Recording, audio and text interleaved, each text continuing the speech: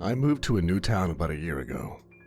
I was offered a job and was at a point in my life where I felt restless and eager all at once. A new job in a new town was exactly what I had been waiting for. In 2 weeks' time, after saying goodbye to my friends and family, I packed up and made the 4-hour drive to my new apartment. Turns out, it's tough to make new friends once you're out of college. I settled into the job just fine.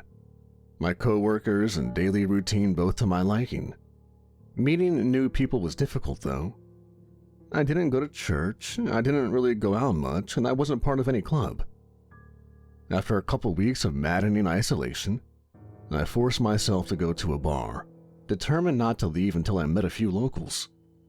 I'm glad I went because that's where I met Lydia.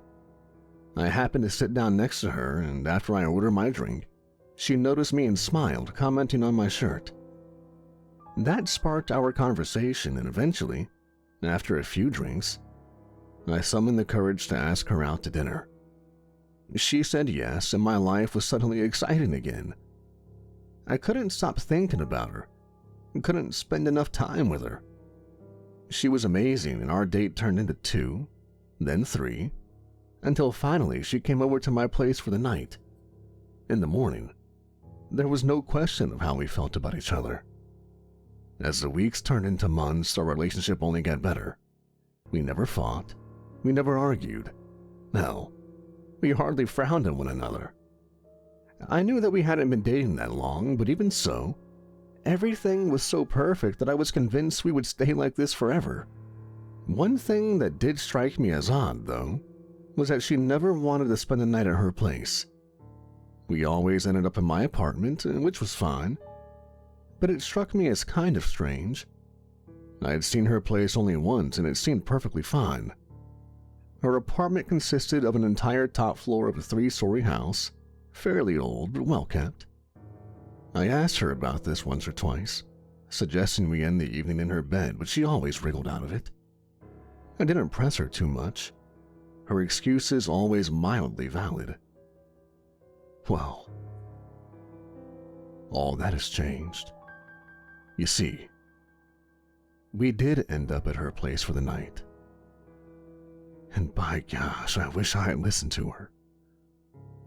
We were fairly drunk, the energy in the bar slowly winding to a dull murmur. I heard the bartender make last call, and I groggily looked at Lydia on the bar stool next to me. She gave me a tired, tipsy grin, and I asked her if she was ready to go. She said yes, and as we made our way outside, I realized that I was in no condition to drive. My car was parked behind the bar, and as we clung to each other for warmth, I voiced my concerns. She told me she was too drunk to drive as well and suggested we call an Uber. As I thought this over, I realized we were in correlation to her apartment. I told Lydia that we were only a couple blocks from it, why don't we just crash there? She seemed to be waiting for this, knowing full well how close we were. I'd only been there once, so my slogged mind had taken some time for that fact to catch up with my brain. After a long pause, she agreed, warily. It wasn't a long walk. The streets around us empty except for a few late-night stragglers. She lived pretty close to the center of town, and as we walked the brick sidewalk, I asked her how long she had lived at her place. She had said 3 years, but she was looking to move. She wanted to get a place a little quieter, a little more out in the country. I expected her to casually bring up moving in together, but she never did. After a few blocks, we arrived at her place. It was a large 3-story house with each floor rented out individually. She keyed her way into the front door, and I followed her up the flight of creaky stairs. At the very top was her door, and after glancing at me, she unlocked it and we went in. This was only the second time I had been here, and as I looked around, I wondered why. She kept it very clean and organized. In fact, it was way cleaner than my place. The furnishings were elegant and crisp, modern in style, contrasting with the older building. I commented on how nice it was and that we should spend more time here. She shrugged off my comment with a maybe, and we began to settle in for the night. It was already late, so we cleaned up in the bathroom and retired to her bedroom. As we stripped and climbed into her queen-size bed, I noticed that she had left the door open a crack. I thought that a little funny, seeing as how deliberate that action had been. I said nothing, though, and gratefully pulled the soft sheets over me. Lydia curled up next to me, casting a glance at her door, and then settled her head on my chest. I pulled her tight against me and let out a long, happy sigh. I kissed her on the head, and I could feel her body relaxing against mine. It didn't take long before the two of us were fast asleep. But it didn't last long. I jolted awake as someone pounded on the front door of her apartment. I blinked and opened my eyes in the darkness. What time was it?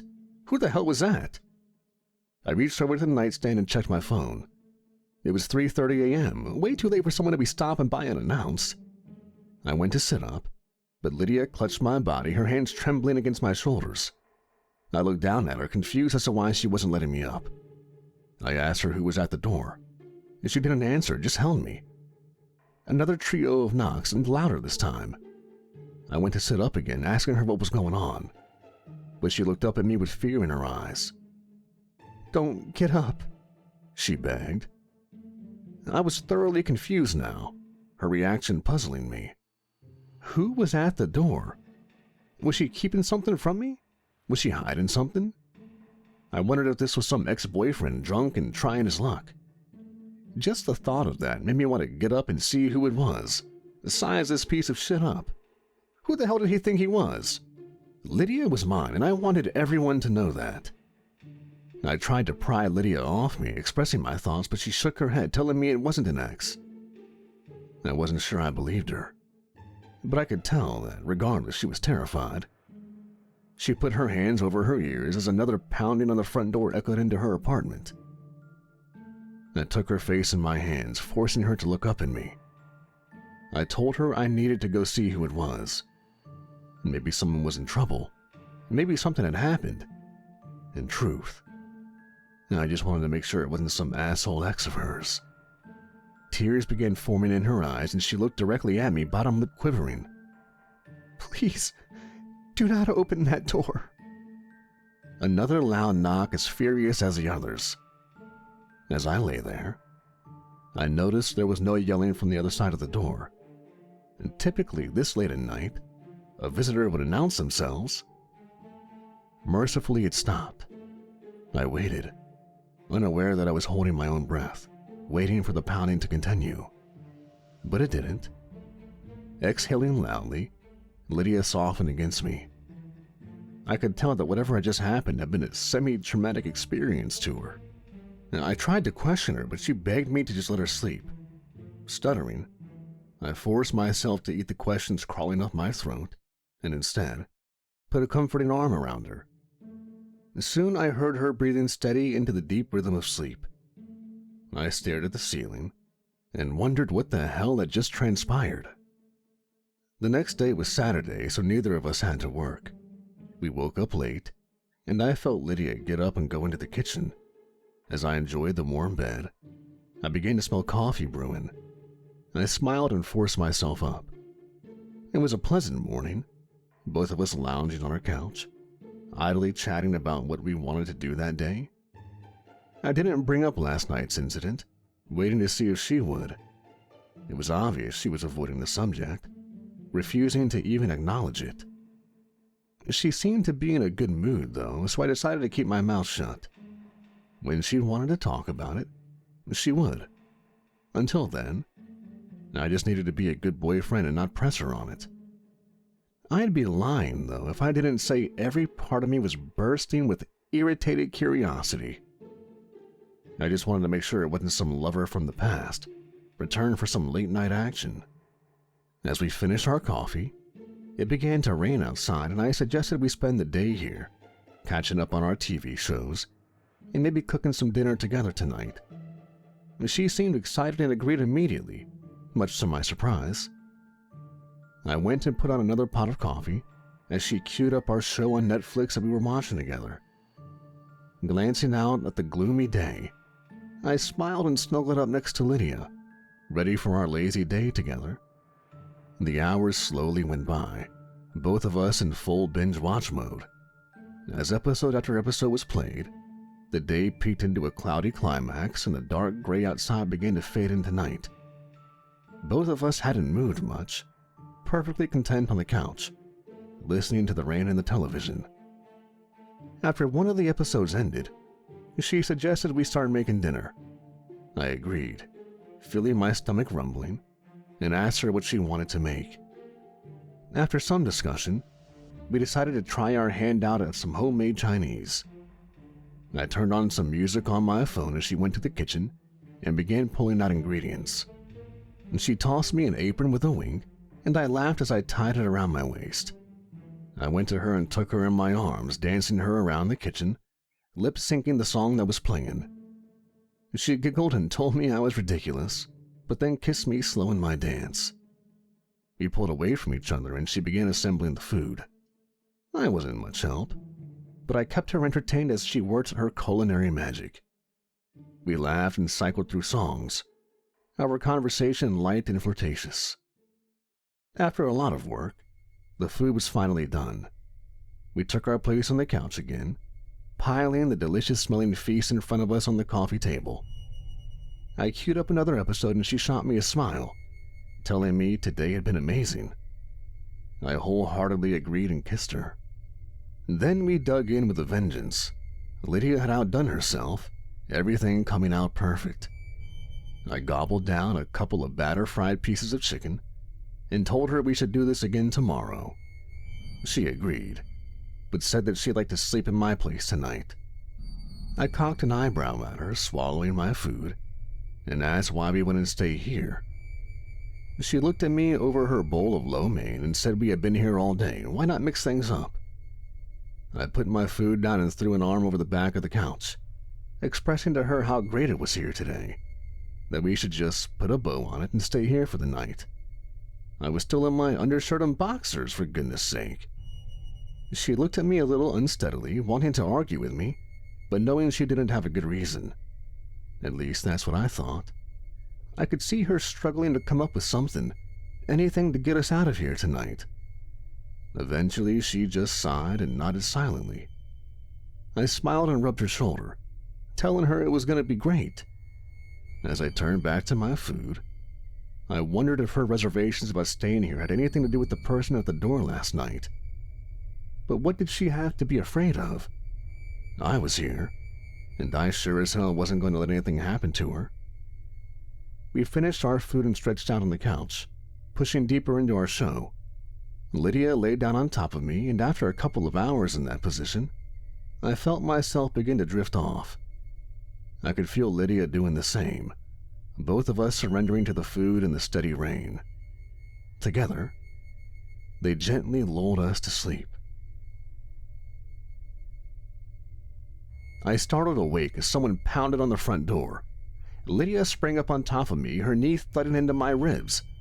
I let out an oomph as my side spiked in pain, but she slammed her open palm down over my mouth, silencing me. Her eyes were wide and terrified, all traces of sleep gone from her face. I looked up at her, waiting for her to say something. Instead, she cowered down into me as another series of loud knocks came from her door. This is insane, I thought. Someone is clearly terrorizing my girlfriend, and she's too embarrassed or ashamed to tell me about it. I forced both of us into a sitting position despite her frantic efforts to keep me in place. I whispered to her that I was going to answer the door and put a stop to this. I told her someone was stalking her, and that after I confronted the person, I was going to call the police and put an end to it. She shook her head wildly, tears budding in her eyes. She told me that it wouldn't do any good. The police couldn't help. She tried to pull me back down on the couch, but I shook her off. Another round of pounding on the door.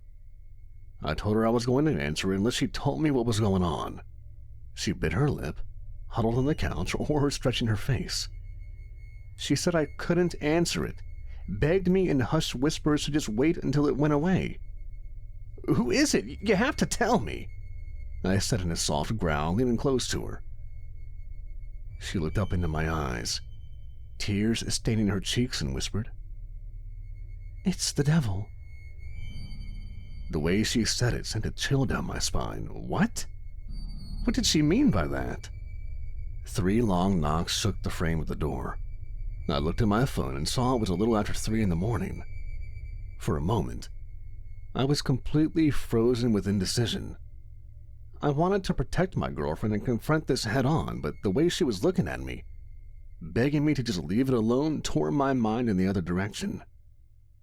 Finally, I made an impulse move, taking 3 long strides to the door as more pounding erupted from the other side.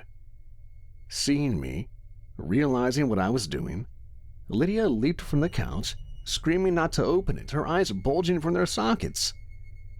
As my hand found the doorknob, Lydia sprang towards me, still screaming, and grabbed my arm, jerking me back from the door. It was too late.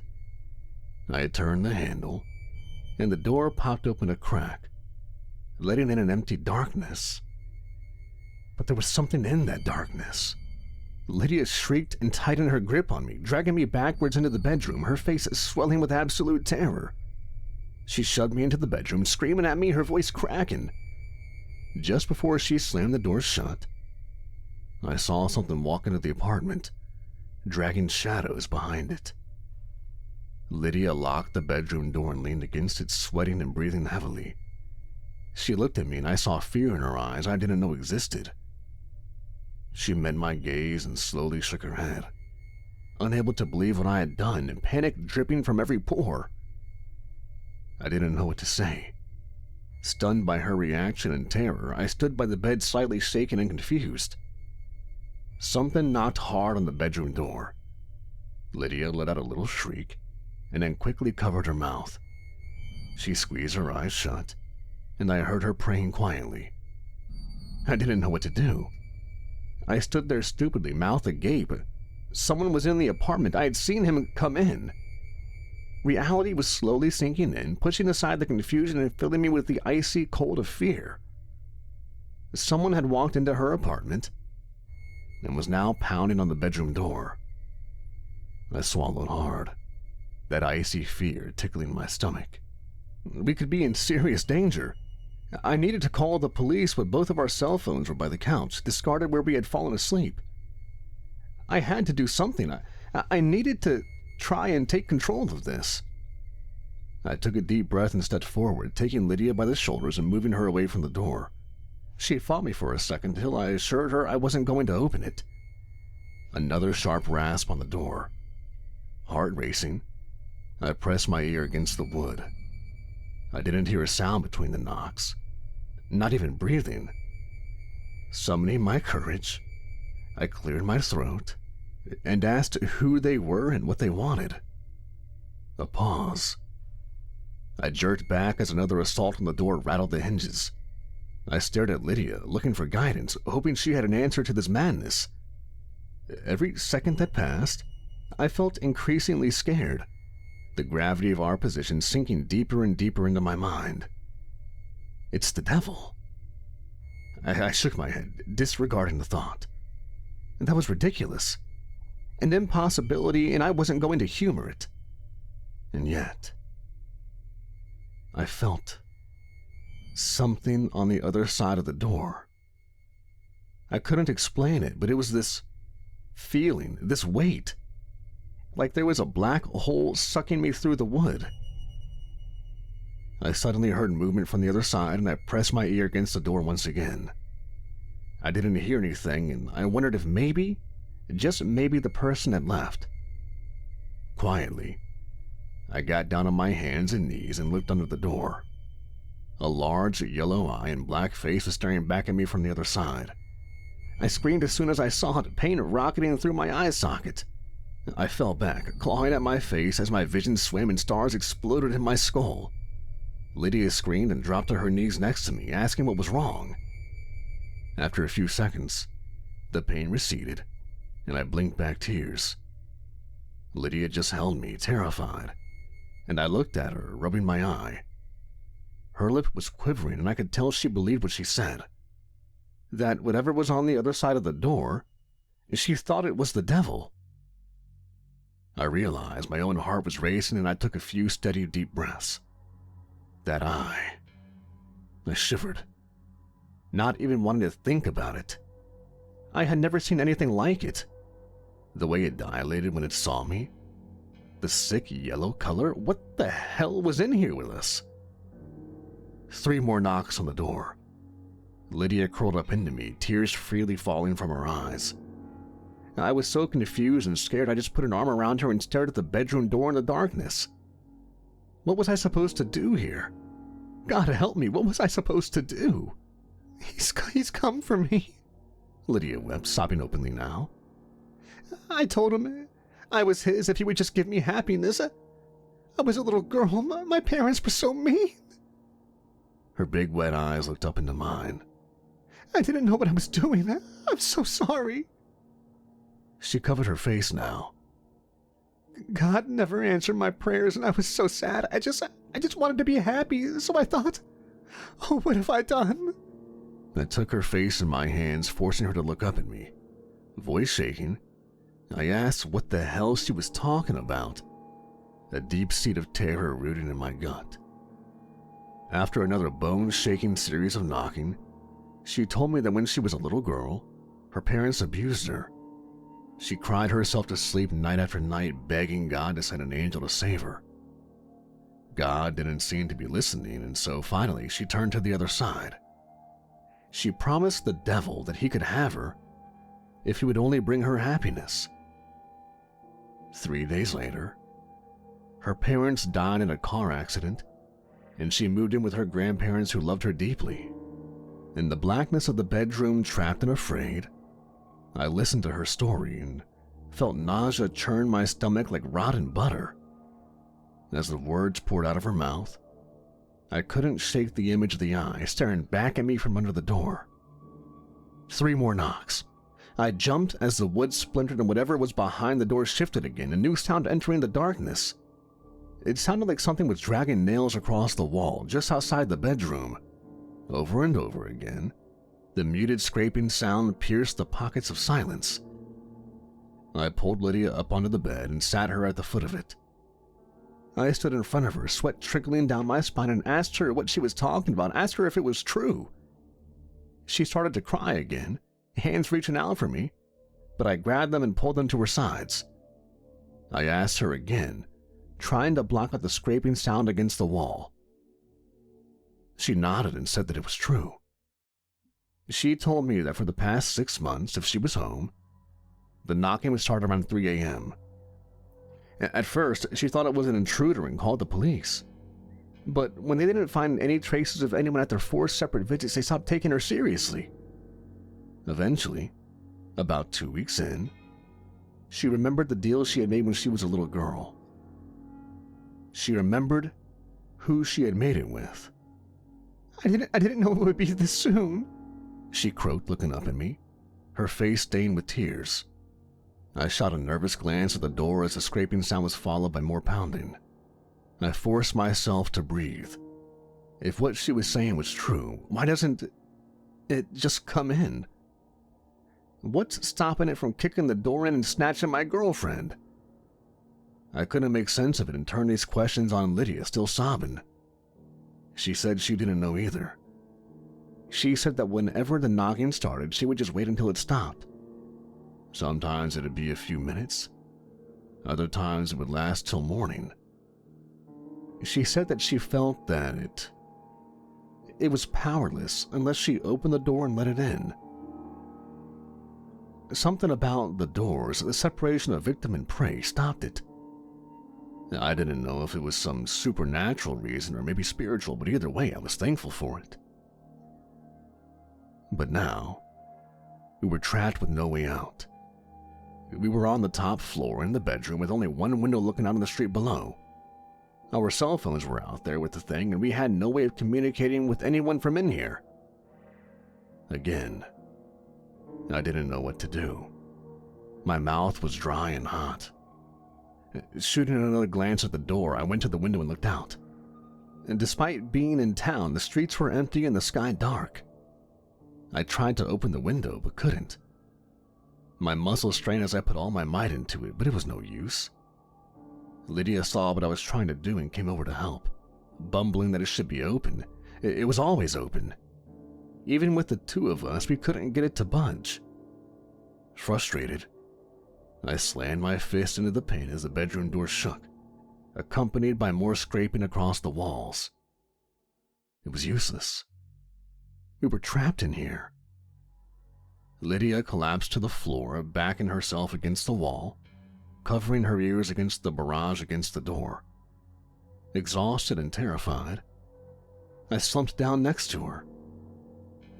We would have to wait it out.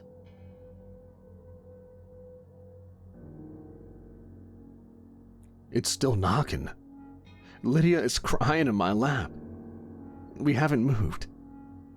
It has to leave us alone. She says it always does, eventually. The sun will be up soon. The clock says it's 5 a.m. Almost there. Please let it stop. Why hasn't the sun come up yet? Something's wrong with my clock. It says it's 3 a.m. again. That can't be right. There's no one outside. There should be cars on the road, but I haven't seen a soul. God, it's knocking again.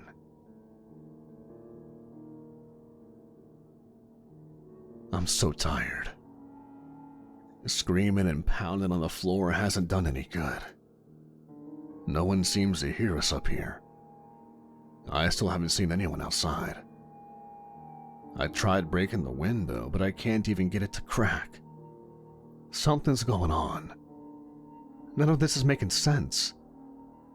It's still dark outside. Where's the sun? I haven't heard anything from the door in a little while. I'm praying it's over.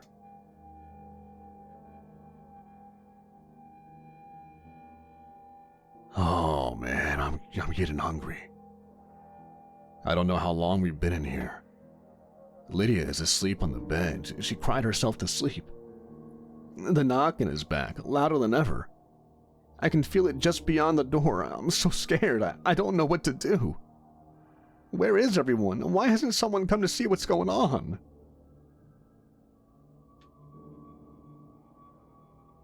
I can't take this fucking knocking anymore. Lydia's crying. She said she's thirsty. I am too. I feel like we've been in here for days.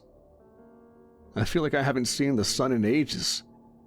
I'm starting to wonder if anyone is going to come for us. Whatever is outside the door, I think it's bent reality around us. I think we might be stuck here. There has to be a way out, though. I fell asleep. When I woke up, Lydia had her hand on the doorknob. I yanked her away, screaming at her. I can't lose her. We're going to get out of this. When I pulled Lydia away, the thing behind the door, the demon or devil, whatever it is, screamed at me. I have never heard such terrifying fury in all my life. God, please help us. Please.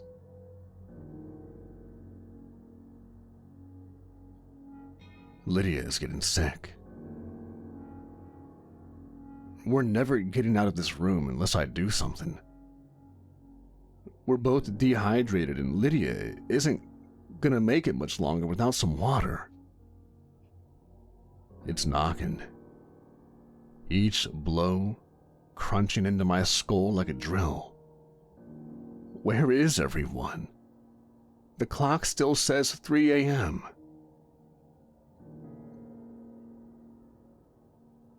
If there is a God, he can't see us in here.